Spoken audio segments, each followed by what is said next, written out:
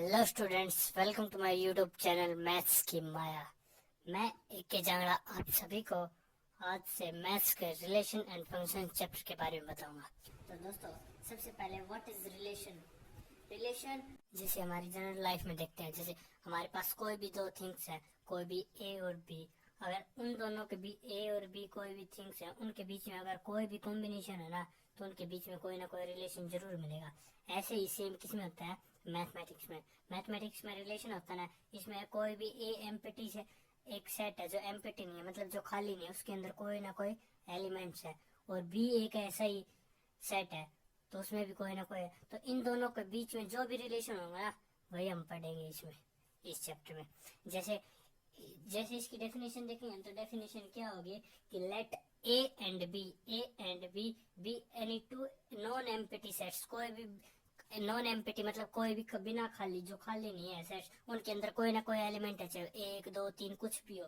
Then any subset of A cross B is called relation from A to B. मतलब A और B के इनका जब से सबसेट निकालेंगे, सबसेट क्या होता है, सबसेट निकालेंगे कैसे निकालेंगे, ए क्रॉस बी करके। ए क्रॉस बी जब भी करेंगे ना, उनके बीच में जो भी रिलेशन आएगा ना, उसी के क्या कहते हैं, रिलेशन कहते हैं। जो भी इन दोनों के बीच में आएगा सबसेट, उनको क्या कहेंगे, रिलेशन कहेंगे। Now type of relation. अब रिलेशन के साथ टाइप होते हैं, टाइप ऑफ रिलेशन कितने होते हैं, 7 टाइप होते हैं। सबसे पहले हम पढ़ेंगे आइडेंटिटी रिलेशन। आइडेंटिटी रिलेशन में क्या होता है, वे कोई भी एक सेट गिवन होता है, जैसे एक सेट कोई मान लो एक सेट एलिमेंट्स क्या है, 1 2 और 3 है। इसमें अगर जब इनका सबसेट निकालेंगे, सबसेट कैसे निकालेंगे, सबसेट निकालेंगे ए क्रॉस ए करके। ए क्रॉस ए करने के बाद जब इसके एलिमेंट्स मतलब ए का ए के साथ, मतलब जैसे इसका सबसेट क्या हो गए, सबसेट तो बहुत सारे होगी, ए का पहले एक के साथ, फिर ए का 2 के साथ, फिर ए का 3 के साथ, ऐसे। लेकिन इसमें क्या आइडेंटिटी वाले में क्या करना है, आइडेंटिटी वाले में केवल उसी के साथ, मतलब एक का केवल एक के साथ। फिर ये गिना, इसमें आइडेंटिटी वाले में काउंट नहीं होगा। ये अगला क्या होगा, फिर 2 और 2, फिर अगला क्या हो जाएगा, 3 और 3। ये हमारे पास क्या हो गया, आइडेंटिटी रिलेशन। इसकी डेफिनेशन क्या हो जाएगी, a relation R in set A is called identity relations. A is A if R is, R क्या हो हमारे पास, आर होना चाहिए कि ए और ए बिलोंग्स टू ए, मतलब ये यहाँ से बिलोंग करना चाहिए। ये जो ए है ना, एम जो ये इसके एलिमेंट्स है ना, ये इस ए से, मतलब जो ए कोई भी हमें सेट दे रखा ना, उससे बिलोंग करने चाहिए। इसे कहते हैं आइडेंटिटी रिलेशन। सेकंड टाइप आती है, सेकंड टाइप कौन सी आती है, यूनिवर्सल रिलेशन। यूनिवर्सल रिलेशन में क्या होता है, जैसे अब तक तो हम तो क्या करते थे कि केवल सेम सेम वाले, जैसे ये और ये। लेकिन जो यूनिवर्सल रिलेशन होता है ना, उसमें सबसेट निकालते हैं। सबसेट क्या होते हैं, ए क्रॉस ए, मतलब ए के जो निकालेंगे ना, उन सभी को लेंगे। जैसे सबसेट निकालने के बाद ए का इसी एग्जांपल से देखो, ए के क्या आएंगे, no elements of A is related to any elements of दो। ऐसे ए और ए के बीच में जो भी है ना, एक दो दो और तीन इसमें सभी आएंगे। कोई भी रिलेशन ना होना, तक कोई रिलेशन में तीन कोई भी एलिमेंट ना, तीन दो के साथ तीन रिलेशन, तो इसके सभी सेट ले जाएंगे। तो इसको क्या कहेंगे, इसमें जो रिलेशन बनता है ना इनके बीच में, इसे कहते हैं यूनिवर्सल रिलेशन। यूनिवर्सल रिलेशन है, यूनिवर्सल रिलेशन की डेफिनेशन क्या हो गई, ए रिलेशन आर, ए रिलेशन कोई भी आर रिलेशन है इन ए सेट ए सेट में ए is called a universal relation on a if a each element of a is related to every elements of a। मतलब a का हर एक एलिमेंट्स a के हर एक elements के साथ रिलेटेड हो, तो इसे क्या कहते हैं, यूनिवर्सल रिलेशन। जैसे एग्जांपल देखो, ये दे रखे।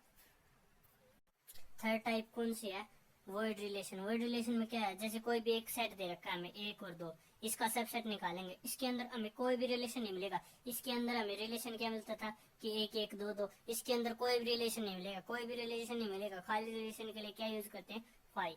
तो इसे इसका वैसे फाई एम्प्टी वॉइड, जैसे इसके नाम से ही पता चल रहा है कि उसके रिलेशन में कोई भी वो नहीं है, वॉइड मतलब कोई भी एलिमेंट नहीं है, तो क्या कहलाता है, वॉइड एलिमेंट, सॉरी रिलेशन।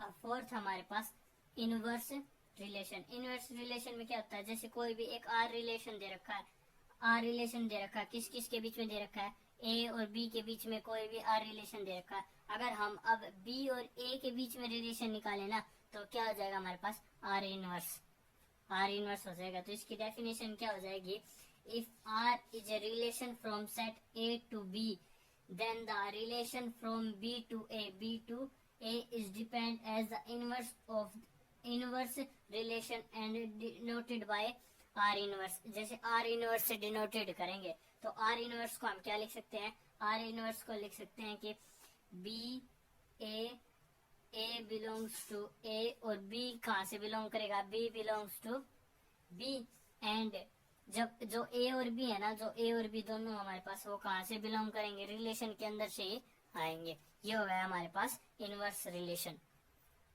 देखो हमारे पास फिफ्थ टाइप क्या है, फिफ्थ टाइप है हमारे पास रिफ्लेक्सिव रिलेशन। रिफ्लेक्सिव रिलेशन क्या होता है, जैसे कोई भी एक सेट है ना, उस सेट का एलिमेंट्स होता है जो अपने साथ और अपने सभी एलिमेंट्स के साथ बॉन्ड बनाता है। जैसे इसमें कोई भी एक और दो दे रखा है, जब ये इसके साथ रिलेशन, इसका रिलेशन निकालेंगे तो रिलेशन क्या बनेगा, मतलब एक रो सब सेट के निकालेंगे, मतलब एक रो से ए निकालेंगे तो इसके साथ और इसके सभी के साथ निकालेंगे। मतलब जैसे पहले एक एक और फिर एक दो और फिर दो एक और दो दो, ये मतलब इसकी डेफिनेशन क्या हो गई, तो a relation R on a non empty set, कोई भी नॉन एम्प्टी मतलब खाली नहीं होना चाहिए, set A is reflexive if A R A for every A belongs to A, if A and A belongs to R, मतलब जो भी इसके जो ए और ए है ना, मतलब कोई भी एलिमेंट्स दे रखा है इसके अंदर, जो ए एलिमेंट्स मान लो,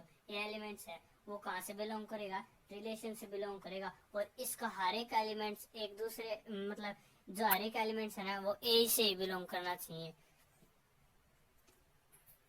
सिक्स टाइप हमारे पास ट्रांजिटिव रिलेशन। ट्रांजिटिव रिलेशन क्या होता है, जैसे हम बचपन से पढ़ते हैं, A is equal to B, B is equal to C, then A is equal to C. जैसे इसी तरह इसमें होता है कि ए रिलेशन में है किसके साथ है, बी के साथ, बी किसके साथ है, सी के साथ, then A is also related with C. तो ये क्या होता है, ट्रांजिटिव रिलेशन। ट्रांजिटिव रिलेशन की डेफिनेशन क्या हो गई कि a relation R on a non empty set, A is transitive if A related with B, A किसके साथ है, B के बाद, and B related with C, then A is also relation with C, A किसके साथ होगा, हमेशा C के साथ होगा। ये क्या कहलाता है, ट्रांजिटिव रिलेशन। एनसीईआरटी में क्वेश्चन आता है जैसे कि इक्विवेलेंस रिलेशन की क्वेश्चन दे रखा होता है कि इक्विवेलेंस रिलेशन है कि नहीं। तो इक्विवेलेंस रिलेशन कौन से होते हैं, जो अगर कोई भी जो रिलेशन दे रखा ना, हमने पीछे पढ़ा था, क्या पढ़ा था, रिफ्लेक्सिव, अगर वो रिफ्लेक्सिव रिलेशन होगा, रिफ्लेक्सिव होगा, ये देखो ये दे रखा ऊपर कि रिफ्लेक्सिव होगा या फिर ट्रांजिटिव होगा और सिमेट्रिक, अगर ये तीनों होंगे ना तो क्या होगा, इक्विवेलेंस रिलेशन, अदरवाइज वो नहीं होगा। तो इक्विवेलेंस रिलेशन निकालने के लिए सबसे पहले हम क्या निकालेंगे, सबसे पहले निकालेंगे रिफ्लेक्सिव रिलेशन, फिर निकालेंगे ट्रांजिटिव रिलेशन, देन निकालेंगे सिमेट्रिक रिलेशन। इनके बाद हमें पता चलेगा कि इक्विवेलेंस रिलेशन है या नहीं। हमारा अगला टॉपिक क्या रहेगा, function. Now what is function, function is a relationship. कोई भी फंक्शन होता है ना, एक रिलेशनशिप होता है किस किस के बीच में, कि हमने इनपुट क्या दिया, उसमें आउटपुट क्या मिला। हर एक इनपुट के लिए एक ही आउटपुट होता है। जैसे हमारे पास कोई भी एक सेट दे रखा है, ये सेट है कि 1 2 और 3, और ये कोई भी ये दूसरा सेट दे रखा है, ये सेट ए है और ये सेट बी है, इसमें मान लो ए बी और सी दे दिया। ये इसके बीच में जो भी ये होगा ना, जो जैसे इसमें हम इनपुट डालेंगे, जैसे ये y is equal to f x, इसमें कोई भी x की वैल्यू रखेंगे हमारे पास y मिलेगा। तो ये क्या हो गया, इनपुट, ये हो गया हमारे पास इनपुट, और ये हमारे पास क्या हो गया, आउटपुट। अब ये एक फंक्शन है, लेकिन एक बात याद रखना कि हर एक इनपुट का एक ही आउटपुट होता है, हर एक इनपुट का एक ही आउटपुट होता है। मतलब इसके साथ हम जैसे एक की जैसे ये है, इसका ये मान लो 1 रखा, हमें क्या मिला, ए मिला, फिर 2 रखा, क्या मिला, हमें बी रखा। तो एक ही इनपुट के लिए एक ही आउटपुट होता है, एक से ज्यादा नहीं होगा। अगर एक से ज्यादा होगा ना तो फिर फंक्शन निकल आएगा। और इन फंक्शन के बीच में जो फंक्शन है ना, जो ये फंक्शन कराता है ना, उसे क्या कहते हैं, रिलेशन, ये बीच में जो होता है ये रिलेशन होता है। जैसे x है ना, ये याद रखना कि x also belongs to a and y also belongs to b। ये हमेशा x इससे बिलोंग करेगा और y इससे बिलोंग करेगा। ये क्या हो गया हमारे पास आउटपुट। अब जैसे 3 डालेंगे तो हमें क्या मिलेगा 3। जैसे जो x की वैल्यू होता है ना ये इंडिपेंडेंट होती है। जैसे इसमें x की वैल्यू हम कुछ भी रखते हैं हमें ये मिले, y की वैल्यू मिलेगी कुछ ना कुछ, तो ये डिपेंडेंट नहीं है, तो ये क्या हो गया इंडिपेंडेंट वेरिएबल हो गई। लेकिन जबकि जो y की वैल्यू होती है ना ये होती है डिपेंडेंट। ये डिपेंडेंट किस पे डिपेंड होती है, x की वैल्यू पे डिपेंड होती है, इसीलिए क्या हो गई डिपेंडेंट। ये जो हमारे पास होता है ना ये होता है हमें डोमेन, और जो ये होती है हमारे पास ये क्या होती है कोडोमेन। लेकिन अगर जैसे x की हमें ये 3 वैल्यू है लेकिन y की 2 है, तो ये तीनों तो कहलाएंगी कोडोमेन, लेकिन ये 2 जो है ना ये कहलाएंगे हमारे पास रेंज। अब हम पढ़ेंगे classification of function. Classification of function में सबसे पहले क्या आता है इनटू फंक्शन। जैसे हमारे पास कोई भी फंक्शन दे रखा है इनटू फंक्शन, कैसे पता चलेगा कि वो इनटू फंक्शन है या नहीं। जैसे कोई भी एक ये सेट दे रखा है कि 1 2 और 3, और यहाँ पर हमें एलिमेंट्स दे रखे हैं x y z, और कोई भी मान लो a है।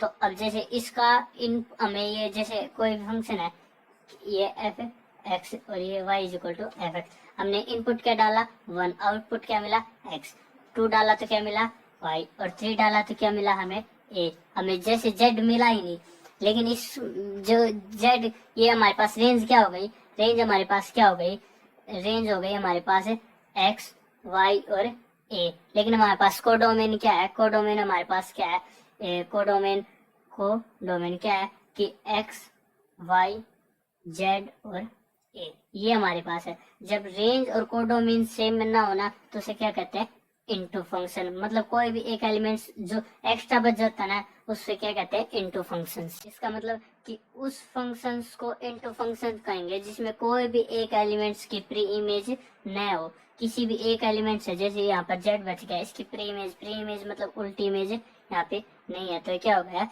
Into functions. अब हमारे पास नेक्स्ट टाइप कौन सी आती है, नेक्स्ट टाइप आती है हमारे पास ऑन टू फंक्शन।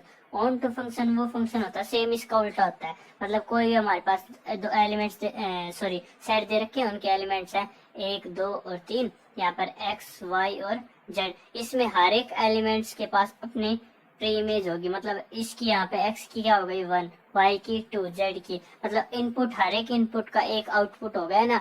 और कोई भी जैसे इसकी रेंज और डोमेन निकालेंगे, रेंज और कोडोमेन निकालेंगे, दोनों क्या आएंगे सेम, इसीलिए क्या होगा ऑन टू फंक्शन। अगली आती है one one functions. One one function क्या होता है, जैसे हर एक जो भी इनपुट होती है ना उन पे मान लो 1 2 3, जैसे हमारे पास क्या हो गई इनपुट, आउटपुट क्या मिल गई एक्स वाई और जेड। हर एक के पास एक ही इमेज होगी, जैसे इसकी इमेज ये, इसकी इमेज ये, इनकी एक इमेज होगी, तो उसे क्या कहेंगे वन वन फंक्शन। तो किसी भी दो जो एलिमेंट रखे हैं उनकी कोई भी दो की एक इमेज नहीं होगी। जैसे नेक्स्ट टाइप हमारे पास क्या होती है मैनी फंक्शंस। मैनी फंक्शंस क्या होते हैं, मैनी फंक्शंस बिल्कुल इसका उल्टा होता है। मैनी फंक्शंस में क्या होता है, जैसे कोई भी सेट दे रखे हैं, इनकी 1 2 3 और ये क्या है एक्स वाई और जेड। जैसे इसकी भी यही है, इसकी भी यही है और इसकी ये अलग है, और मान लो इसमें कोई भी एक और फोर्थ एलिमेंट दे रखा है, इसकी है, तो ये हमारे पास क्या हो गए 4 एलिमेंट्स, 4 इन दोनों की क्या हो गई एक हो गई, तो क्या हो गई मैनी फंक्शंस।